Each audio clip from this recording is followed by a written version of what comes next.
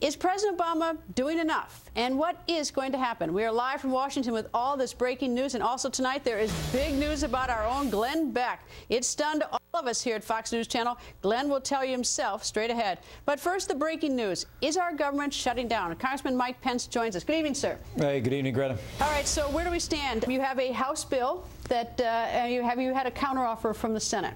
Well, look, the House bill is H.R. 1. We passed a bill that in the face, remember, in the face of a $1.65 trillion deficit this year alone, we're asking liberals in the Senate to join with $1 billion in savings. Which is less than 2% of our total budget. It's not exactly, but it's not a huge amount. And we're also fighting to defund Obamacare. We're fighting to defund Planned Parenthood.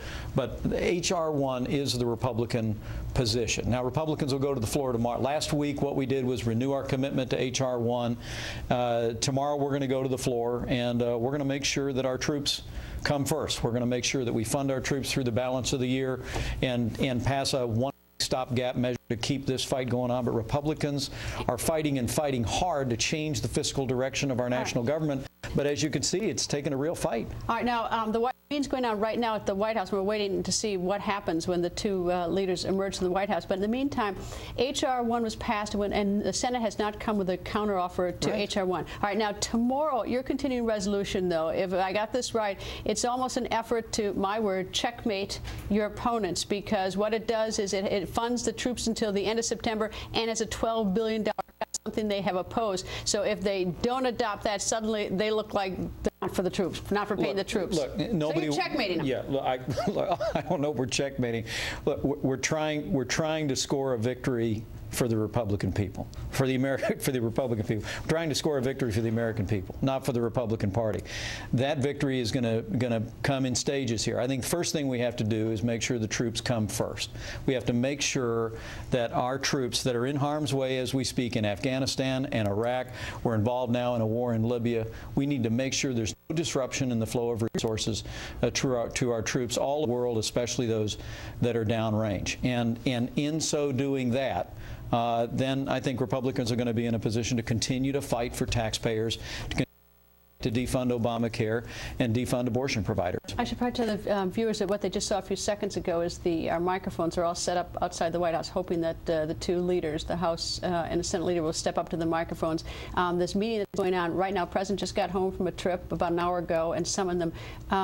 What would you expect the President to be doing at this particular meeting? Well, look, I was in Republican leadership in the last Congress, you know, and I spent more than a few days down at the White House in the cabinet meeting. And what I hope is happening is that the President of the United States is saying to the leader of his party in the Senate, come on, it's time to step up. The Republicans are asking for a very modest step in the direction of fiscal responsibility. And Harry Reid began this process by calling it reckless, irresponsible. It was remarkable that Harry Reid went to the floor of the Senate and called our efforts to fund our troops through the end of this fiscal year a diversion. My hope is that the President is telling Harry Reid and liberals in the Senate to tone it down. Let's focus on what's in the best interest of the American people, and is sending that kind of a message, because so far we've just run into resistance and recalcitrance.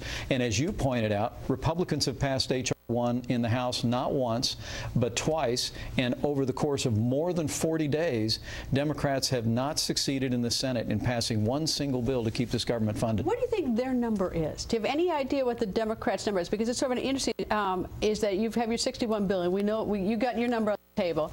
But what do you think the Senate number is? Well, I think a lot of liberals in the Senate are just allergic to spending cuts. I mean, it was remarkable to me that we started out with $3 or $4 billion in cuts, and then $10 billion in cuts. The reason why I asked is because right now the President is twisting the arms of those two leaders right there at White House, and if the number is $2 billion as compared to, like, suppose their number is $59 billion, then it's close. We're not going to have a shutdown. But if it's way off, the President's going to have to do an awful lot of arm twisting right now. But the point is liberals in the Senate are out of touch with the American people, and they're out of touch with the fiscal crisis facing this country. We have a $14 trillion national debt. Again, I'll say a $1.65 trillion billion deficit this year alone. House Republicans, in an unprecedentedly open process, including many bipartisan amendments. My amendment defunding Planned Parenthood passed on a bipartisan basis on the floor of the House of Representatives. We found the initial down payment on fiscal discipline was $61 billion. We think that's the number. We're fighting for that number, and we're also fighting to respect the values of the American people and the way that we spend their money. Congressman, thank you, sir. Thank you, Greta.